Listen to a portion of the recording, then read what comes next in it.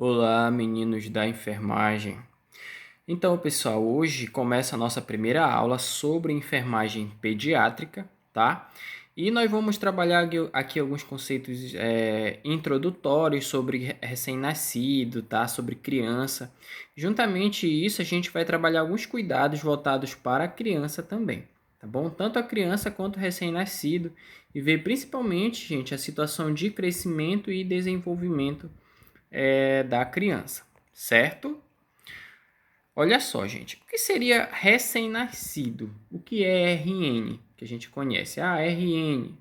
Recém-nascido é um indivíduo até nos seus 28 dias de vida. Então, digamos que o bebê nasce hoje, tá? Ele vai ser considerado recém-nascido até quando ele completar 28 dias. Então, passou esses 28 dias, ele não será considerado mais o que? RN, tá bom? Aí, galera, esse RN, ele pode ser RN pré-termo, a-termo e pós-termo, tá? Quando ele nasce antes do período, a gente chama ele de pré-termo. Quando ele nasce no período certo, estipulado, que a gente faz a data provável do parto, né? Ele é considerado o quê? A-termo. E quando ele nasce depois do período dito que era para ele nascer, ele é chamado de pós-termo. Então, olha só, galera. Para a gente fazer essa classificação de pré-termo, a-termo e pós-termo, foi colocado aqui dias e semanas, tá? Se ele nasce até 36 semanas e 6 dias, esse RN é o quê? Pré-termo, ou seja, ele completou ali 36 semanas. Antes de fazer 37 semanas, ele nasce. Então, ele é o quê? RN pré-termo. Se ele nasceu de 37 semanas a 41 semanas e 6 dias, antes de completar 42 semanas, ele é considerado o quê? RN a termo. Agora, gente, se ele nasce depois de 42 semanas ou mais, esse recém-nascido ele vai ser considerado o quê? Pós-termo, tá bom? Então, eu tenho essa classificação aí sobre o recém-nascido, de acordo com o período que ele vai nascer. Outra situação que eu quero chamar bastante a atenção de vocês é para aquela criança que nasce com um peso menor que 2,5 kg.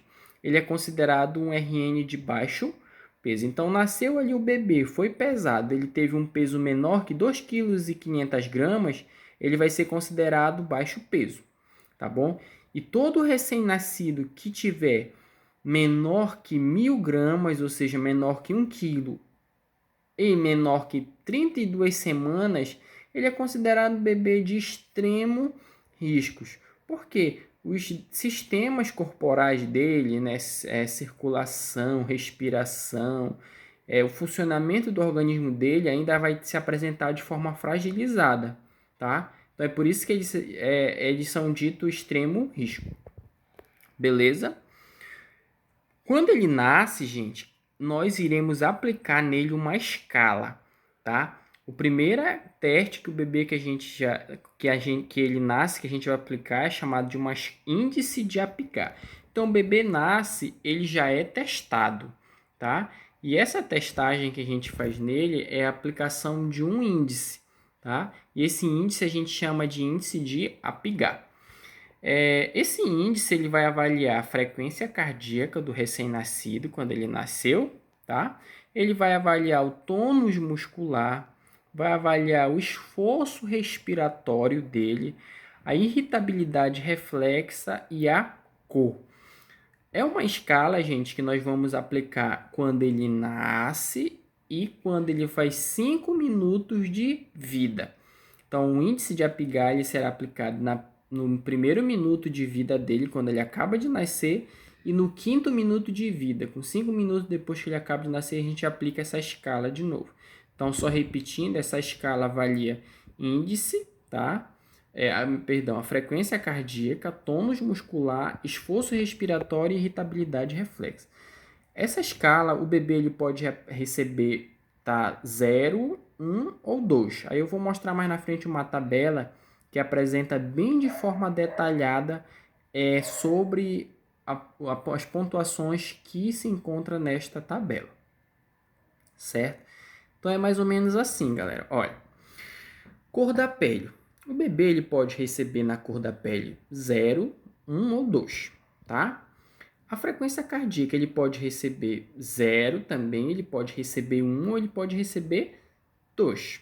A mesma coisa as outras classes, irritabilidade reflexa, né, tônus muscular, respiração, e isso a gente avalia o bebê. Então, bora começar pela cor da pele. Eu olhei para o bebê, né, ele só está apresentando um aspecto rosa para mim, por exemplo, nas extremidades. Então, ele vai receber uma pontuação 1. Agora, se eu olho para aquele bebê, ele está bem, um aspecto bem colorado, né? Ele vai receber uma pontuação 2. Agora, se eu olho para esse bebê, ele está ali bem pálido, sem coloração nenhuma, ele vai receber uma pontuação de 0. E sobre a frequência cardíaca desse recém-nascido? A gente olha, se tiver ausência de batimentos cardíacos, ele vai receber 0. Se ele tiver menor que 100 batimentos por minuto, vai receber pontuação 1. Agora, se o coração do recém-nascido tiver maior que 100 batimentos por minuto, vai receber 2, tá? Irritabilidade reflexa. O bebê, gente, ele não mexe, por exemplo, o rosto, né? Ele não mexe a boca, nada, ele não faz careta nenhuma, ele vai receber uma pontuação 0. Agora, ele apresenta alguma reação com o rosto, mesmo que seja mínima, ele recebe uma pontuação de 1.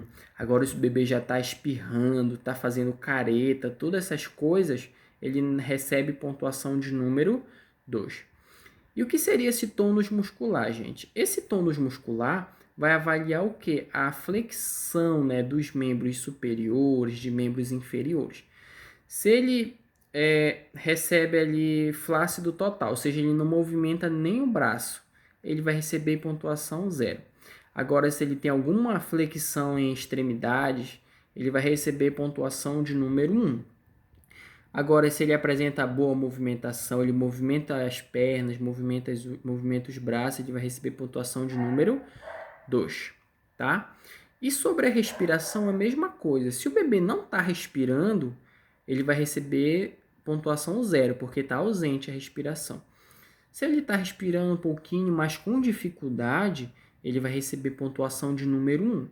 Agora, se essa respiração dele está regular, ele está tendo ali um padrão respiratório bacana, ele vai receber pontuação de número 2. Então, quanto maior a pontuação, né, dessa criança, melhor vai ser as condições de vida dele, certo? Beleza, então eu fiz essa escala de Apgar, né, eu observei que as condições clínicas dele estavam satisfatórias. Ele pode dar continuidade ali no segmento dos cuidados da enfermagem e equipe de saúde. Então, o que a gente vai fazer, pessoal?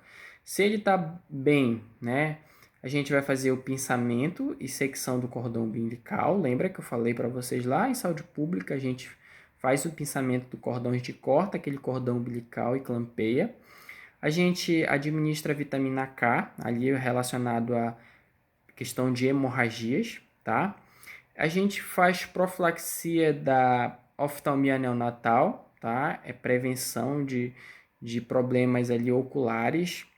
A gente vai identificar esse recém-nascido e a gente vai determinar as medidas antropométricas, ou seja, a gente vai pesar ele, a gente vai medir o perímetro cefálico, o perímetro abdominal, o comprimento, né, a questão da estatura, tudo isso a gente vai fazer se ele estiver em condições clínicas satisfatórias, certo? Aí, gente, é feito também no recém-nascido, tá?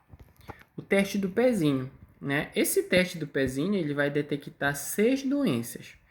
Isso é questão de prova, tá? Essas aqui são as 6 doenças que o teste do pezinho ele vai detectar.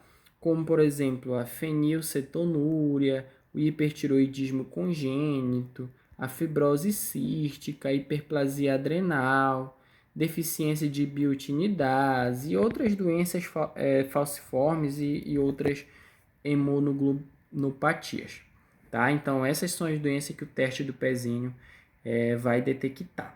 Beleza? Aí, galera, eu tenho algumas considerações sobre questão do crescimento e desenvolvimento, né? Então, a partir de 7 meses, pessoal, a tendência é que esse bebê ele consiga sentar sozinho. Ah, professor, meu filho não conseguiu sozinho. Gente, isso aqui é um parâmetro que a gente acha que o bebê vai apresentar nesse período. Mas, por exemplo, tem bebê que não engatinha, ele já anda direto, né? Então, é um período que a gente tem, mas cada bebê reage de forma diferente. Ele vai sentar sozinho, gente, a partir de 7 meses, tá?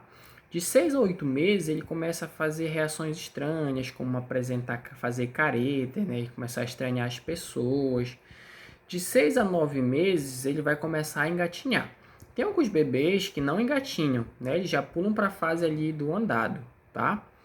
1 ano, pessoal, ele vai apresentar a acuidade visual de um adulto. Ele vai enxergar ele como uma pessoa adulta já. De 1 ano a 6 meses, ele começa a andar sozinho, né? Mesmo com as dificuldades, ele já começa a andar sozinho.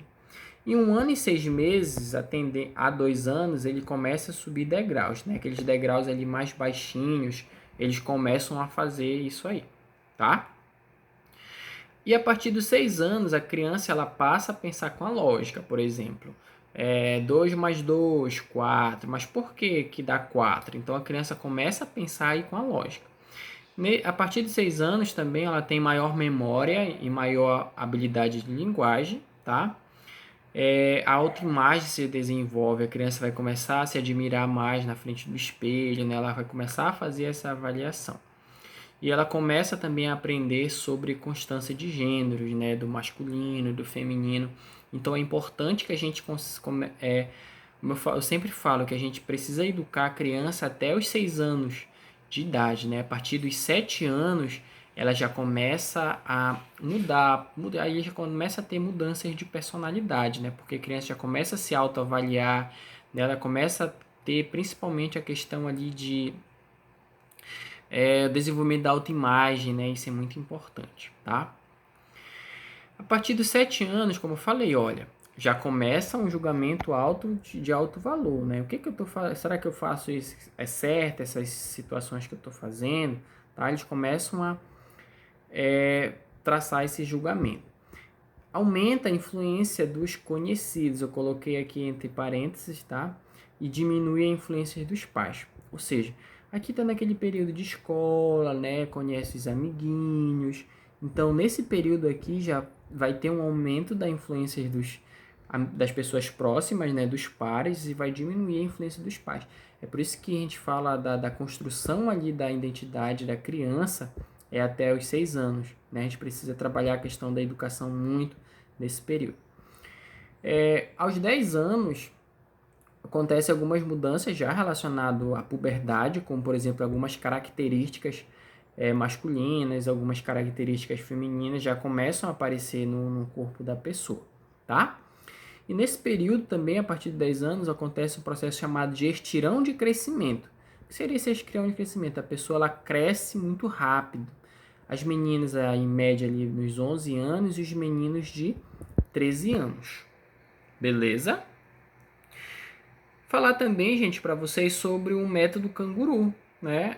O que seria esse método canguru? Muitas de vocês conhecem, né? Os meninos também, alguns podem conhecer.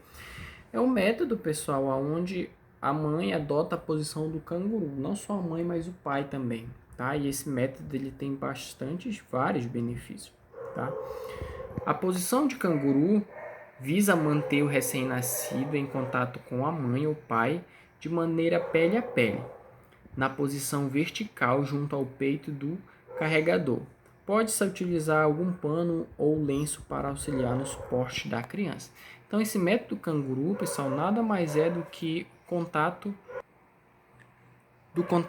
pele a pele, tá? Aí ele tem aqui vários benefícios, tá? A gente vai ver alguns desses benefícios aqui. A questão do aumento do vínculo, pessoal, de mãe e filho, que a gente viu até na amamentação que aumenta também, né? Diminui o tempo de separação do bebê com a família, reduz o estresse e as dores causadas pelo parto na mãe e no bebê. Então a gente vê que não traz benefícios só para o bebê, mas para a família e para a mãe. Aumenta a competência e confiança dos pais na criação da criança. Então, esse método canguru, pessoal, é uma política pública também de saúde, né? Ele é fantástico. Aí aqui tem os benefícios, questão de proporciona melhor relacionamento familiar, vai reduzir hospitalizações futuras, reduz as chances de mortalidade infantil, diminui o risco de desenvolvimento de doenças e infecções do bebê que nasceu de parto prematuro. Esse método canguru, gente, ele vai ser muito importante para as crianças ali prematuras, né? Esse contato pele a pele com o pai, com a mãe, ele vai favorecer muito o desenvolvimento desta criança, tá? Então, nesta nossa primeira aula, a gente vai parar aqui no método canguru. Beleza?